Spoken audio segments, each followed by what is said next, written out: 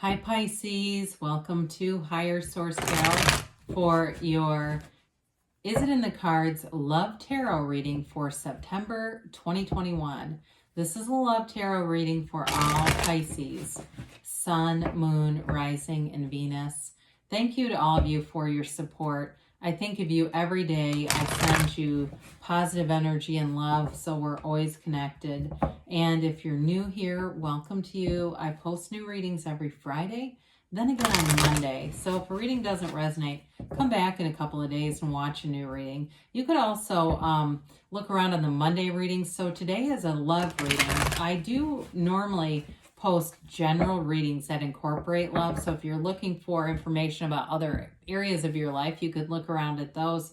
On Mondays, the style is different every week. So this week is a love reading.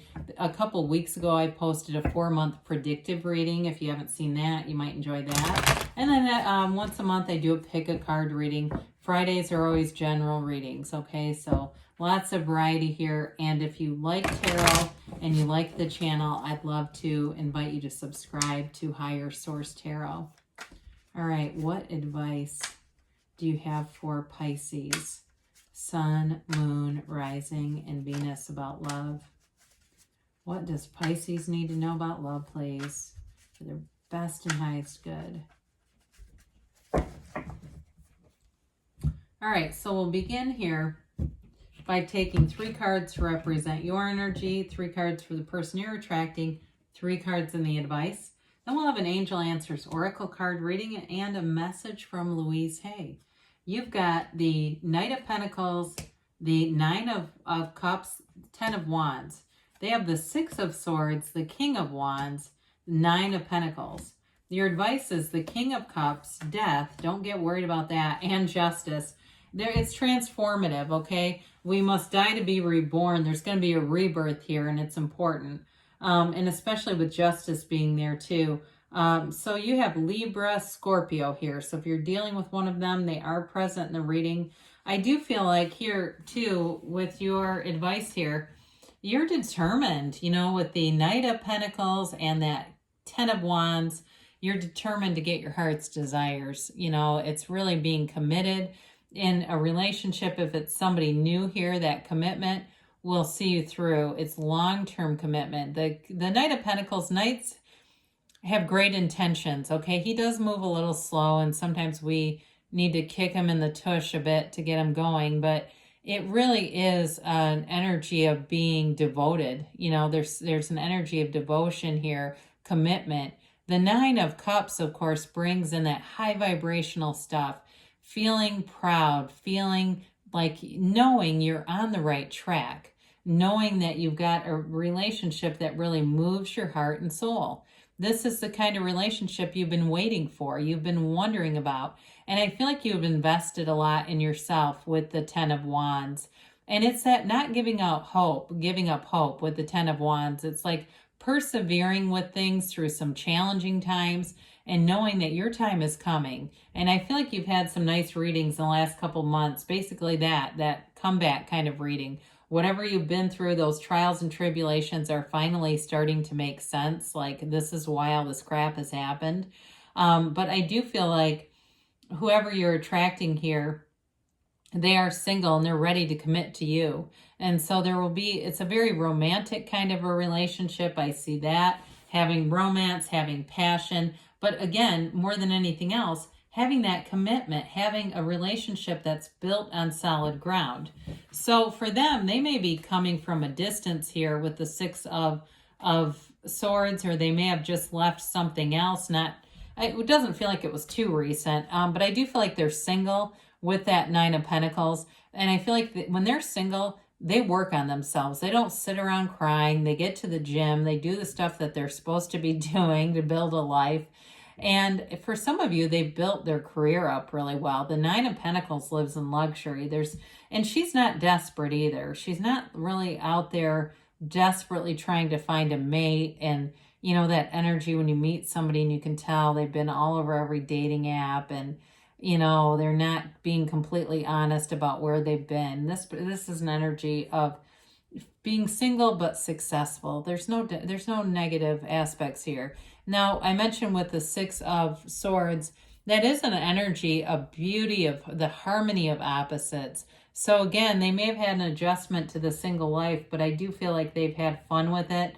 They've done other things. They may have gone on some kind of a trip. I see that, like some kind of a dream trip. They might even be a solo traveler for some of you. It's somebody who's not afraid to do that kind of stuff. They don't sit still and wait for life to come and get them. You know, they're not looking to be rescued here. Now, with the King of Wands, it's a very charismatic energy. They may be in a leadership position. Maybe they're a manager where they work, or they do something where they do a lot of trainings. They're not afraid to be in front of a group and leading discussions, or even organizing and leading events.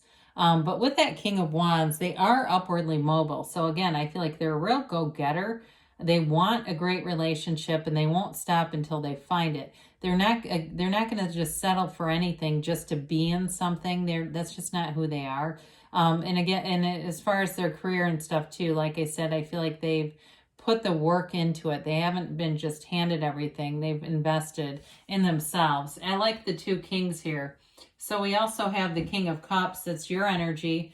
You may be attracting another water sign here, or this Libra energy that's here. But with the King of Cups, it's very mature energy in a relationship. So is there love here? Yes. We don't get scared off by death, because it doesn't represent physical death. It was like the ending of something, and it may be the ending of your limitations.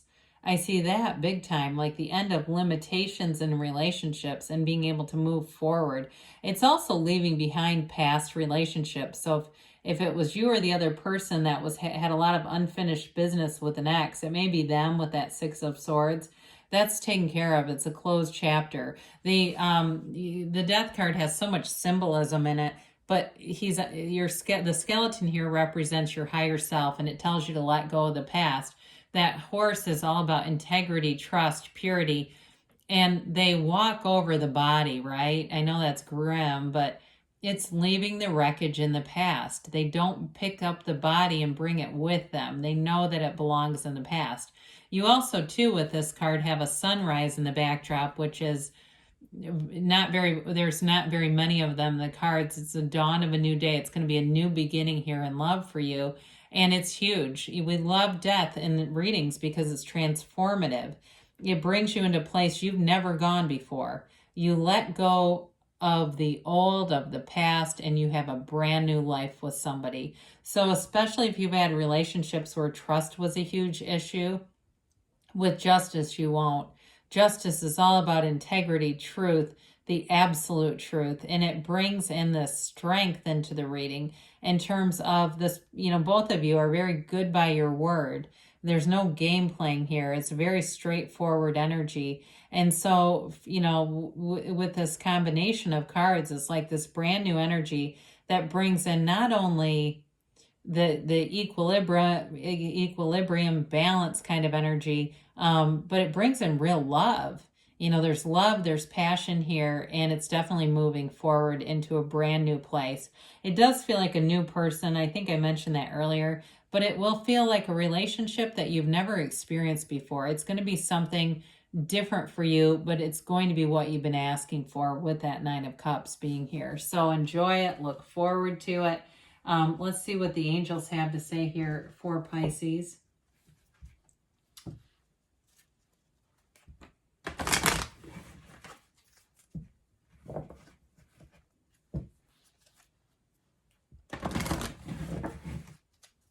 All right, and a timeline for Pisces. Justice has a lot to do with cause and effect, too. I didn't really mention that, but, you know, we get what we are, right? Not necessarily what we ask for, but what we are. And so it's also, too, about being in that fullness of who you really are, being in that place of love. You've got big, happy changes coming. I'm not surprised to see that showing up. Again, this is transformation. It's big-time changes. Now, you've got compromise. I can't remember if I said this, but I think I did. I do feel like somebody had to take care of some unfinished emotional business. And here, I feel like it shows up here. We don't get that card very often either. Trust, okay? Know that the universe is always working with you. You are a co-creative force with this universe. You're always creating together. The universe never stops. The law of attraction never stops. It's like gravity. We don't say, well, I better tap into gravity today so I don't float off the earth. It's just always at play. Within the next few weeks, and you've got a yes. So things are moving forward for you. And this is from Louise Hay. I listen to the wisdom of my heart. Well, guess what else? So does the universe, right? Place your hand over your heart.